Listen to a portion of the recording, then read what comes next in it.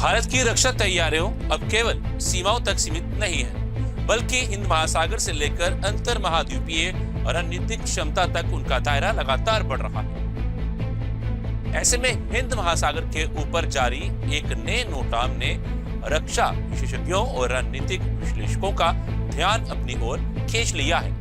करीब 2530 किलोमीटर लंबे समुद्री क्षेत्र के लिए जारी इस चेतावनी ने यह संकेत जरूर दिया है कि आने वाले दिनों में भारत कोई महत्वपूर्ण मिसाइल परीक्षण कर सकता है। हालांकि सरकार या रक्षा मंत्रालय ने अभी तक आधिकारिक तौर पर यह स्पष्ट नहीं किया है कि किस मिसाइल का परीक्षण होगा, लेकिन जिस तरह का क्षेत्र चिन्हित किया गया है उसने कई संभावनाओं को जन्म दे दिया। अब सबसे पहले समझते हैं कि आखिर ये नोटाम होता क्या है। नोटाम यानी नोटिस टू एयरमैन या अब व्यापक रूप से नोटिस टू एयर मिशंस।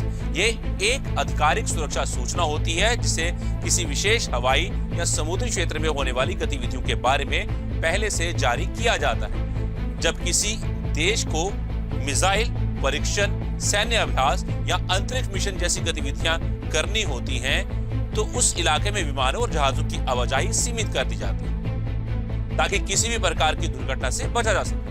इस बार जो नोटाम जारी हुआ है वह 6 और 7 अगस्त 2026 के आसपास के लिए हिंद महासागर के एक बड़े हिस्से को कवर करता है।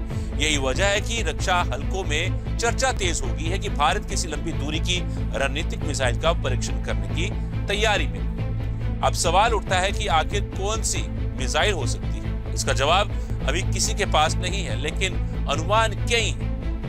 विशेषज्ञों का मानना है कि यह परीक्षण अग्नि श्रृंखला की किसी उन्नत मिसाइल का हो सकता है। वहीं कुछ विश्लेषक इसे समुद्र से दागी जाने वाली बैलिस्टिक मिसाइल प्रणाली जैसे के सीरीज से भी जोड़कर देख रहे हैं। भारत पहले ही अग्नि 5 जैसी 5000 किलोमीटर से अधिक मारक क्षमता वाली मिसाइल का सफल परीक्षण कर चुका है।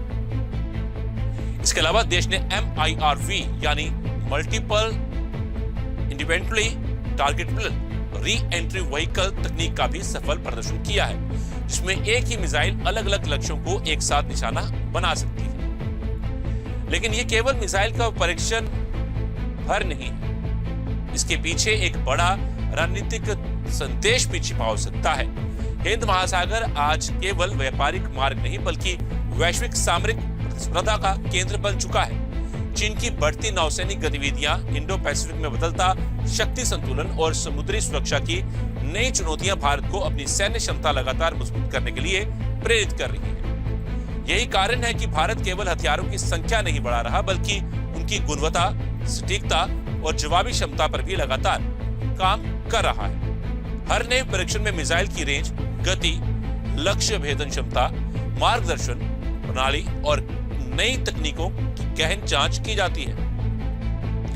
सफल परीक्षण केवल वैज्ञानिक उपलब्धि नहीं होता, बल्कि ये संदेश भी देता है कि देश अपनी सुरक्षा के प्रति पूरी तरह सतर्क और सक्षम है। ध्यान देने वाली बात यह भी है कि भारत की रक्षा नीति हमेशा जिम्मेदार और संतुलित रही है। भारत ने हर बड़े मिसाइल परीक्षण से पहले अंतर्राष्ट्रीय नियमों का पालन करते हुए नोटाम जारी किया है, ताकि नागरिक विमानन और समुद्री यातायात पूरी तरह सुरक्षित रह सके।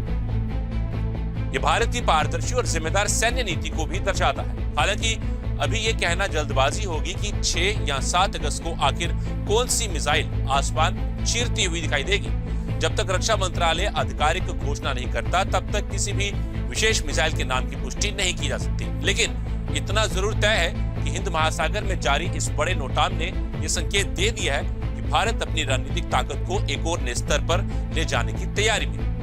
अब पूरी दुनिया की नजर 6 और 7 अगस्त पर टिकी है। क्या ये अग्नि श्रृंखला का नया अध्याय होगा? क्या समुद्र से लॉन्च होने वाली किसी नई क्षमता का प्रदर्शन होगा, या फिर भारत अपनी रक्षा तकनीक में किसी और बड़े बदलाव का संकेत देने जा रहा है? इन सवालों के जवाब आने वाले दिनों में सामने आएंगे, लेकिन एक बात साफ है, भारत अब केवल अपनी सीमाओं की रक्षा नहीं कर रहा, बल्कि हिंद महासागर से लेकर व्यापक रणनीतिक क्षेत्र तक अपनी उपस्थिति और प्रतिरोधक क्षमता को लगातार मजबूत कर रहा है।